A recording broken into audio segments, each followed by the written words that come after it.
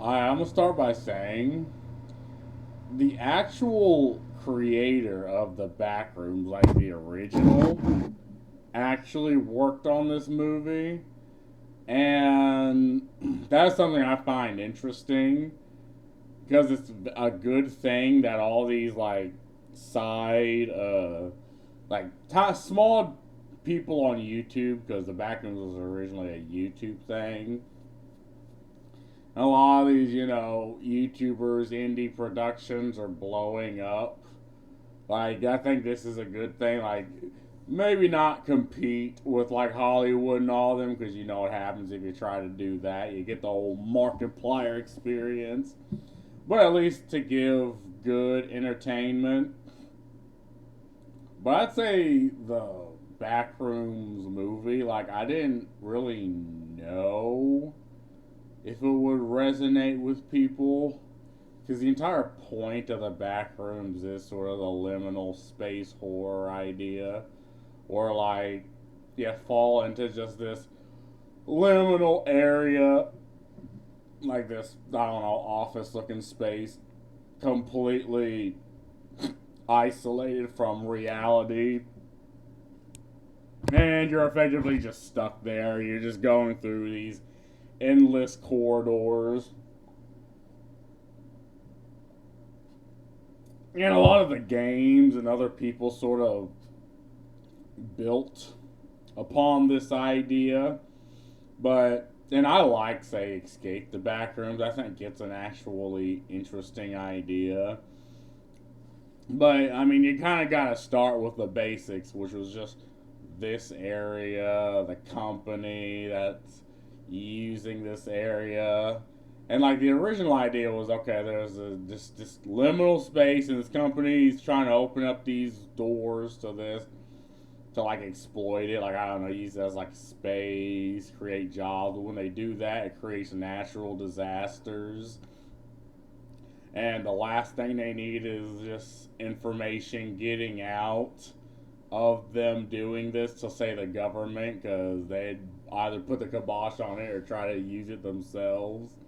And it's that idea of human beings messing with shit they just don't understand. Like, so many movies and fiction sort of deals with this idea that we're in over our heads, but we just keep digging. And with the movie, it starts with this guy as a main character. Now, he has, his own life, his own problems, and it starts a little slow because, again, you're just sort of living the life of just, like, going through the life of just some dude who falls into the quote-unquote back rooms. I'll also start to say that it's kind of weird because, spoilers, by the way, turns out this entrance into the back rooms is under like this furniture store place. And I didn't know, like, originally I figured you'd fall into these back rooms and you couldn't really get back out the same way you come in, which is what made it such, or if you did get out, you could be at any specific point in time. God knows when or where. I mean, because it's not just a space that you're entering, it's like this, like, area and time that you're going into. At least this was what I thought was the idea. Because in the YouTube thing, it's like, okay, so the guy enters the back rooms, the company thinks he's dead, they have a fucking story on him, like, saying that he's deceased. But then he leaves the back room, and he knows that if he leaves, the company's probably going to try to get off him.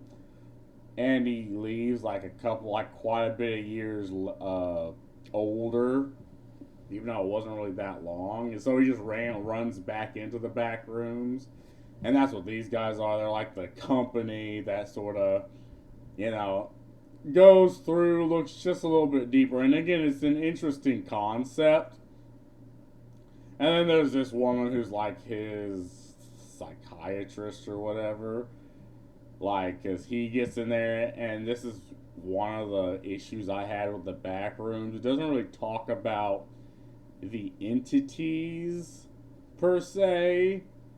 Like, I wish it went more into like I wanted to see more of the creatures, but what it ended up getting into is just this guy going crazy, and he kidnaps her effectively, and he's in there, and then his version of the entity chases her, and she finds her way out. Well, she runs into these guys, which spray her with the faint juice, the fentanyl, the aerosol fent, and then she finds her way into like the office area.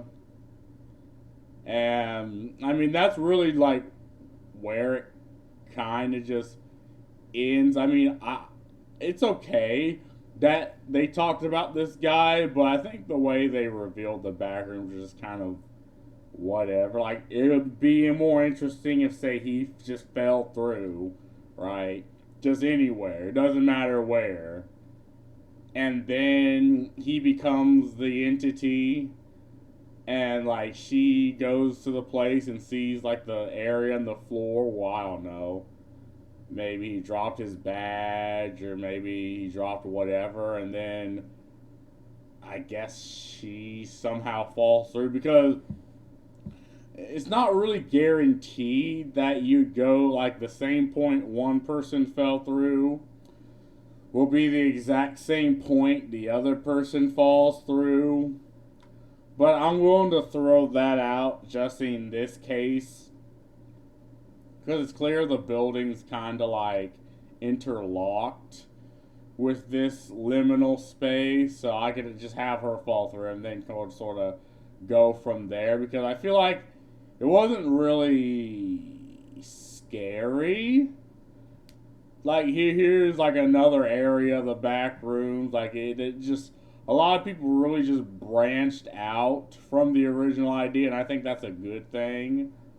Yeah, the first time he went through, he comes back, gets these two goofballs, and they go through again. And then, I don't know, they fucking die, or I don't know, I guess he kills her. It's not really explained what happens. It's just after they brush up with the entity, then this woman like goes through this place, which is the back rooms, and then again he kidnaps her. I enjoyed the movie. I think it's a good concept. You know, this idea that it's interlocked with like people and places that aren't exactly them, but it's sort of like a memory, a faint memory of the people, so that it just looks distorted and everything. And the same thing with the back rooms. Like, you have this office space that looks kind of like a library. I think this is from the game, and this is like probably a space that actually exists, but see, it's just a memory of the space. Same thing with, like, I guess this is from the movie. Like, this is like a car just falling through the back rooms, hitting this, and it's just exploding. This was like the initial idea of the entity is just like a toddler drawing what they think like a human being is, only to then come out and sort of like flesh out more about it. I think this is Kane himself.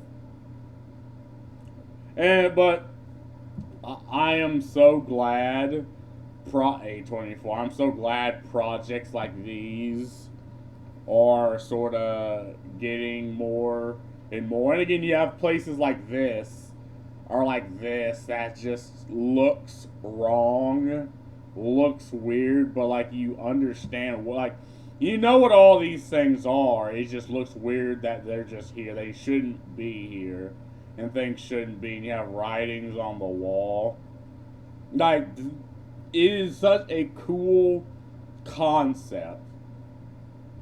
I just wish the movie sort of fleshed out more of what was on YouTube. like the YouTube series. Maybe brought some people in, like some things in from, I don't know, other things. Like you said, there's even a pool, which is kind of this area. But all in all, I think this was a good movie. I enjoyed it. Like I didn't think the audience would be receptive of movies like these because it does start out slow. But I mean, sometimes a slow burn is fine. But anyway, that's all I gotta say about this. It's actually pretty damn good. Like I might go through all the backroom shit again just because I'm curious. That's all I gotta say. Peace out.